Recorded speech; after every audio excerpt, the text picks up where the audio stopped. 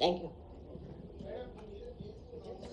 అది సబ్జుడిస్లో ఉందండి, దాని గురించి మేము మాట్లాడాలి. అయ్యా please.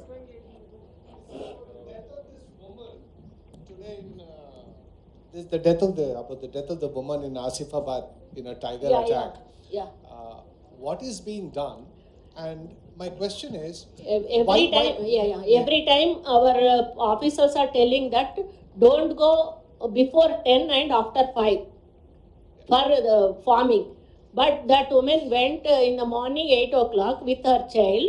That time the tigress, I think tiger or tigress came and hit the girl. She died. We gave compensation of 10 lakhs immediately, but it is not okay, I am not saying, but it is the fault of the villagers. We are every time telling don't go before 10, because that time the animals will come out of the forest, but they didn't listen. That is why this happened. It's so sad. Ma'am, my question is actually, ఈ మధ్యకాలంలోనే పులులు వచ్చినప్పుడు మహారాష్ట్ర నుంచి చాలా cattle మీద కానీ గొర్రెల మీద కానీ అటాక్స్ అవుతున్నాయి.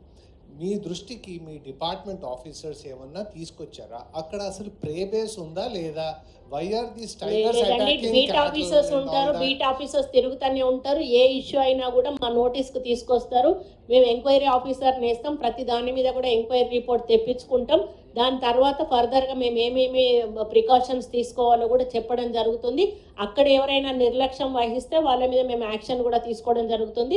గతంలో జరిగిన దాంట్లో మేము ఆఫీసర్స్ 2-3 ఆఫీసర్స్ని కూడా సస్పెండ్ చేయడం జరిగింది.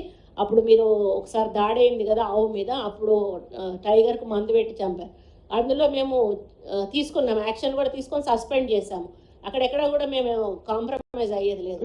Madam, if you permit me, my question is, ఈ అటాక్స్ క్యాటిల్ మీద కానీ వేరే జంతువుల మీద కానీ అంటే డొమెస్టికేటెడ్ యానిమల్స్ మీద ఎందుకు జరుగుతున్నాయి?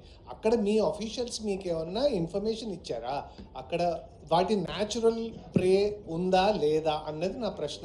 మీ దృష్టిలో న్యాచురల్గా లోపల అన్ని అరేంజ్మెంట్స్ ఉంటాయండి, ఉండకుండా ఎక్కడ ఉండవు. మా వాళ్ళు అరేంజ్మెంట్స్ అన్నీ చేస్తూనే ఉంటారు. అవి ఎప్పుడో అడవిలోంచి బయటకు వచ్చినప్పుడు అనుకోకుండా కొన్ని సంఘటనలు జరుగుతాయి. వాంటెడ్లీ అవి జరుగుతాయని అయితే నేను అనుకోవడం లేదు.